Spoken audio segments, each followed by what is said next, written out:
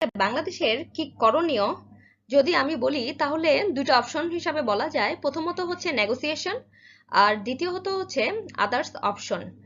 আসলে মূলত বাংলাদেশ ভারত এই ট্রান্সশিপমেন্টের আওতায় বাংলাদেশ বছরে প্রায় 30,000 টন পর্যন্ত রপ্তানি করে থাকে। আর এই রপ্তানিতে বাংলাদেশ ঢাকা, বেনাপোল, পেট্রাপোল, দিল্লি থেকে ইইউ এবং আদার গন্তব্যস্থলে হচ্ছে এক্সপোর্ট করে। সেক্ষেত্রে অনেক কম খরচ হয়, প্রতি কেজি প্রায় হচ্ছে 70 সেন্টের মতো। তাছাড়াও বাংলাদেশের সাথে নেপাল, ভুটানের সাথে হচ্ছে পিটিএ, এফটিএ চুক্তি রয়েছে।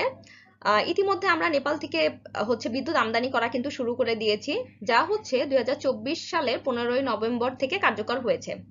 মূলত 40 মেগাওয়াট বিদ্যুৎ আমরা আমদানি শুরু করেছি, যার যাতায়াতের মাধ্যম হচ্ছে ভারতের সঞ্চালন লাইন। সেক্ষেত্রে আমাদের পার্শ্ববর্তী দেশ হিসাবে ভারতের সাথে নমনীয় সম্পর্ক বিরাজ করা যেতে পারে।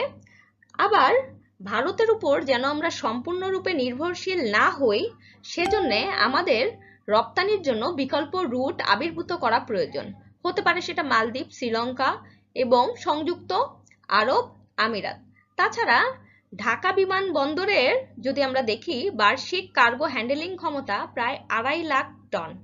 সেক্ষেত্রে যদি থার্ড টার্মিনালের কাজ সম্পূর্ণরূপে শেষ করা যায়, ধারণ ক্ষমতা দ্বিগুণ হওয়ার আশা করা হচ্ছে। সেক্ষেত্রে দেখা যাবে যে আমাদের এক্সপোর্টের যে ব্যারিয়ার, সেটা অনেকাংশে কমে আসবে।